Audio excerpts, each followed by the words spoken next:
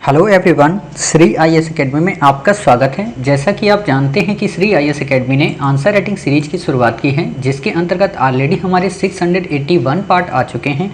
ये हमारा पार्ट 689 है, सॉरी 82 है। अपने इस पार्ट में हम देखेंगे कि आपके द्वारा हमारे टेलीग्राम चैनल पर किस प्रकार का प्रश्न लिखकर भेजा गया, उसे आपने किस तरीके से लिखा और वास्तव में उसमें किन किन बिंदुओं को ऐड करने की आवश्यकता है।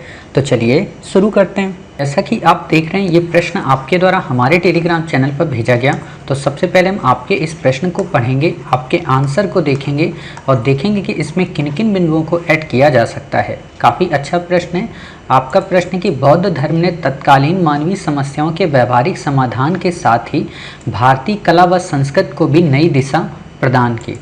आपने उत्तर लिखा है कि महात्मा बुद्ध भारतीय विरासत के एक महान विभूति हैं, जिन्होंने 6ठी शताब्दी ईसा पूर्व में बौद्ध धर्म की स्थापना की। उन्होंने संपूर्ण मानव सभ्यता को एक नई दिशा दिखलाई।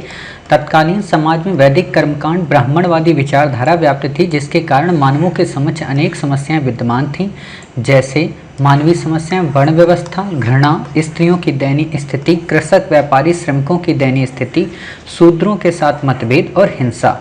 उपरोक्त तमाम समस्याओं का व्यवहारिक समाधान बौद्ध धर्म के ज्ञान एवं उपदेशों से मिलता है, जो निम्नवत है।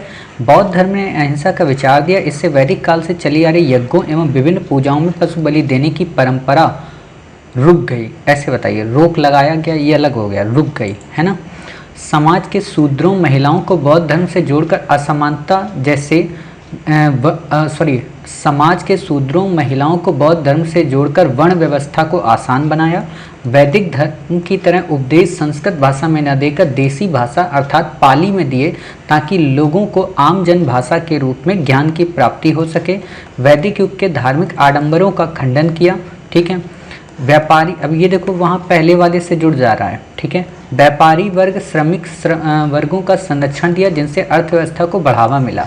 इसमें बताइए कैसे संरक्षण दिया। ठीक है। इसके अलावा युद्ध एवं शांति जैसे विचारों को भी मानवों के बीच दिए। हालांकि बौद्ध धर्म ने न केवल तत्कालीन मानवों की समस्याओं को दूर करने का प्रयत्न किया, बल्कि भारतीय कला एवं स्थापत्य में भी महत्वपूर्ण योगदान दिया। भारतीय इतिहास के विभिन्न कालखंडों में बौद्ध धर्म से संबंधित कला व स्थापत्य का विकास किया गया। उदाहरण, मौर्यकालीन शासक अशोक ने इसके उपदेशों को, किसके, इसके अगर वर्ड आप यूज करेंगे तो गलत है, क्योंकि बौद्ध महात्मा बुद्ध के लिए इतना बेइज्जती वाला शब्द तो अशोक नहीं इस्तेमाल करेंगे। ठीक है ना। तो मौर्यकालीन शासक अशोक ने उनके उपदेशों का या महात्मा बुद्ध के उपदेशों के प्रचार प्रसार हेतु अभिलेख, शिलालेख, स्तूप, स्तंभ, चैत्य और विहार का निर्माण कराया। चैत्य के साथ विहार भी। वहीं मौर्योत्तरकालीन शासक कनिष्क ने भी बौद्ध धर्म को संरक्षण प्रदान किया। और इसी समय गंधार नहीं होता है, गांधार, शकुनी यहीं का है, गांधार का है। ठीक है। और किशमिश जो आती है ना, जो किशमिश आप लोग खाते होंगे, तो वास्तव में गांधार की किशमिश ही नंबर 1 की होती है, और शराब भी गांधार की नंबर 1 की होती है। ठीक है। गांधार एवं मथुरा कला का विकास हुआ, जिसके तहत बुद्ध की मूर्तियां बनाई गईं। इसके अलावा गुप्तकालीन शासक धर्मपाल गोपाल द्वारा बौद्ध धर्म से संबंधित महाविहारों का निर्माण कराया, जैसे सोमपुरी महाविहार, विक्रमशिला, ये वो वाला शिला नहीं लिखना, लड़की वाला, है ना। शिला यहाँ पे क्या आएगा, विक्रमशिला। ठीक है।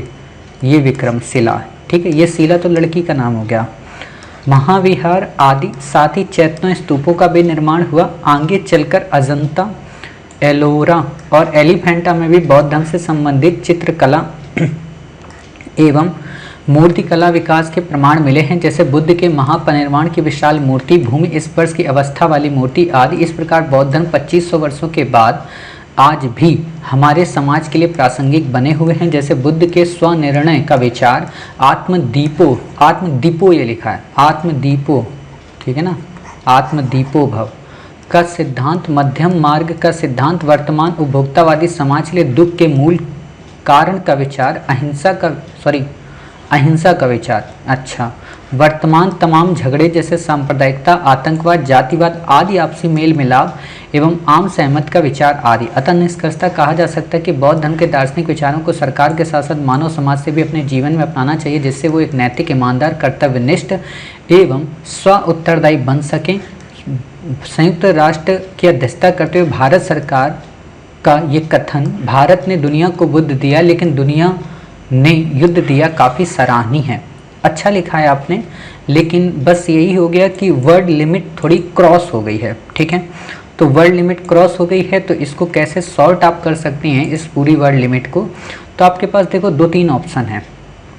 एक तो क्या कि आप इस लाइन को ही सॉर्ट कर दें। कैसे सॉर्ट करेंगे कि 6वीं शताब्दी ईसा पूर्व में महात्मा बुद्ध ने बौद्ध धर्म की स्थापना की, जिसके तहत उन्होंने तत्कालीन समाज की कई बुराइयों या कई मानवीय समस्याओं को दूर किया। अब मानवीय समस्या आपने बता दिया, ठीक है, मानवीय समस्याओं को दूर किया, अर्थात उन्होंने इसके संदर्भ में कई व्यवहारिक उपाय भी दिए। ठीक है, अब व्यवहारिक उपाय आप बता दो।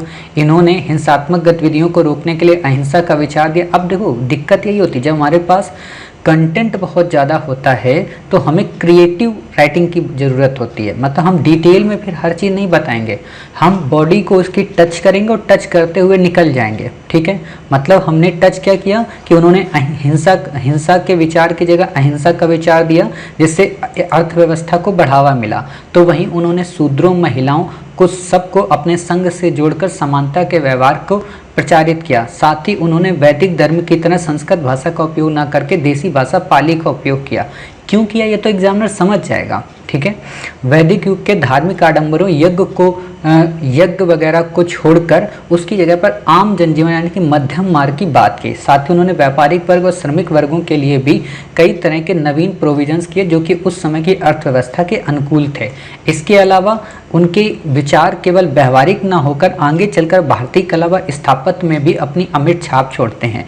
चाहे अशोक के काल की बात हो या कनिष्क के काल की बात हो या फिर आगे चलकर गुप्ता पीरियड की बात हो, इस संदर्भ में न केवल कई प्रकार के स्थापत्य, अभिलेख, शिलालेख, स्तूप, स्तंभ, चैत्य, महाविहार और विहारों का निर्माण हुआ, बल्कि आगे चलकर अजंता एलोरा में चित्रकला की अनुपम छवि देखने को भी मिली। इस तरीके से हम कह सकते हैं कि 2500 वर्षों के बाद भी आज भी बुद्ध के वो अवशेष विद्यमान हैं तथा आज भी उनके कुछ विचार हमारे वर्तमान सामाजिक जीवन के लिए भी काफ़ी सहायक हैं। चाहे उनके आत्मदीपो भव का विचार हो या स्वनिर्णय का विचार हो या फिर मध्यम मार्ग का सिद्धांत हो, आज बढ़ती इस उपभोक्तावादी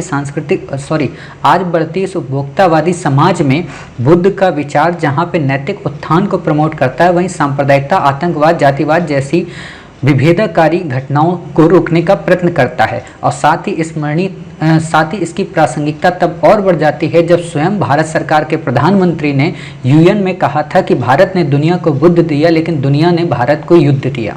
ठीक है, काफ़ी सराहनीय। ऐसे आप बता दीजिए। अब देखो मैंने हर एक बॉडी को टच किया ना, टच करते हुए निकल गया। जैसा नहीं होता है कि कुछ लोग होते हैं थप्पड़ मारते हैं बहुत तेज़ी से और कुछ लोग मारते हैं बिल्कुल गाल को टच करते हुए। ठीक है, तो वैसा ही आपको करना है यहाँ पे कि थप्पड़ भी उसको ना लगे और उसको ये भी ना लगे कि थप्पड़ पड़ा भी नहीं, बट आंसर पूरा लिख गया। ठीक है, तो वैसा ही आप लिखिए। लिखा आपने बहुत अच्छा है। ठीक है, आंसर राइटिंग आपने अच्छी लिखी है, पूरा कंटेंट अच्छा है। बस वही हो जाता है ना कि जब कंटेंट ज़्यादा हो जाए तो उसको शॉर्ट कैसे करें। क्लियर? तो उम्मीद है आप समझ गई कि किस तरीके से हमें लिखना चाहिए था। और एक बात और बताएं, जब आप ये बीच वाला डायग्राम बनाया करो ना, इसको छोटा बनाया करो। मानवीय समस्या, इसको छोटा बनाया करो और आसपास के ऐसे डेकोरेट कर दिया करो। ठीक है, जैसे आपने बताया है। क्योंकि जब बीच वाला आप बड़ा बना देती हो ना तो एग्जामिनर को लगता है अच्छा बीच में ही बहुत सारी चीज़ें बताई हैं क्या। जैसे आपने देखा होगा ना, जब केक होता है तो उसमें क्रीम बहुत कम लगी होती है, बाकी पूरे में चारों तरफ ब्रेड होती है। ठीक है, तो वैसा आपको बनाना है।